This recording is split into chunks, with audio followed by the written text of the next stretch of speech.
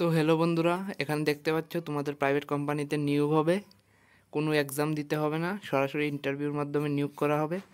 Age limit হলো 18 থেকে 35 অবধি যে কোনো কেউই আবেদন করতে পারবে। সবচেয়ে বড় ব্যাপার হলো তোমরা 8 পাস হলেই আবেদন করতে পারছো, এবং 8 পাস থেকে মাধ্যমিক পাস গ্র্যাজুয়েট সকলের জন্যই ভ্যাকেন্সিটা।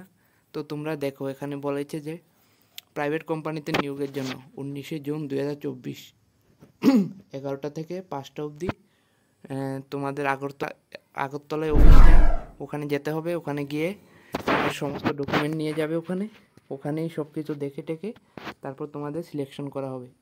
এখানে দেখতে পাচ্ছ যে ভারত সরকারের ন্যাশনাল কেরিয়ার সার্ভিস প্রকল্পের আওতায় রাজ্যের model career centre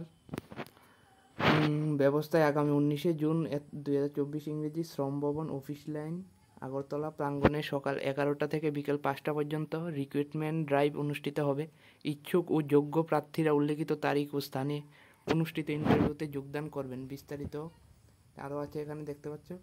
job title store sale associate, all state of Tripura, মানে ত্রিপুরার যে কোনো রাজ্য থেকে, মানে ত্রিপুরার যে কোনো স্টেট থেকেই, ত্রিপুরা থেকে হলেই তোমরা আবেদন করতে পারছো।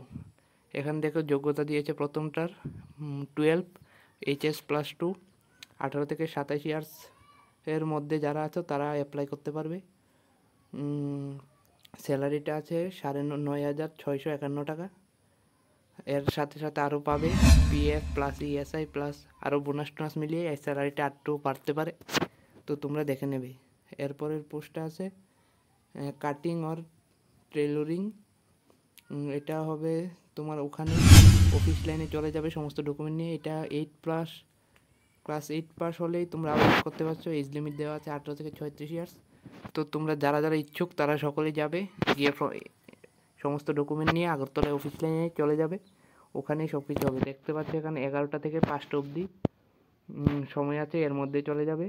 19শে জুন মানে 19 তারিখ, এই মাসের 19 তারিখ তোমরা সমস্ত ডকুমেন্ট নিয়ে চলে যাবে, ওখানেই সরাসরি ইন্টারভিউর মাধ্যমে তোমাদের সিলেকশন করা হবে। এখানে দেখতে পাচ্ছ আরও নির্দেশ দিয়েছে যে মানে ওখানে গিয়ে ফর্ম ফিল আপ করবে এবং সমস্ত ডকুমেন্ট যেমন PAN card, voter ID, PRTC original ও তোমাদের ফটোকপি নিয়ে যাবে। সব নিয়ে সমস্ত ডকুমেন্ট নিয়ে তোমরা আগরতলায় চলে যাবে, ওখানেই সব কিছু ভেরিফাই করে তোমাদের সিলেকশন করা হবে। তাই যারা যারা ইচ্ছুক আছো তারা সকলেই চলে যাবে। যদি বুঝতে কোনো অসুবিধা হয় তাহলে কমেন্ট করে আমাকে জিজ্ঞেস করতে পারো, আমি বলে দেবো সম্পূর্ণটা। আর তোমরা এখানে দেখতে পারো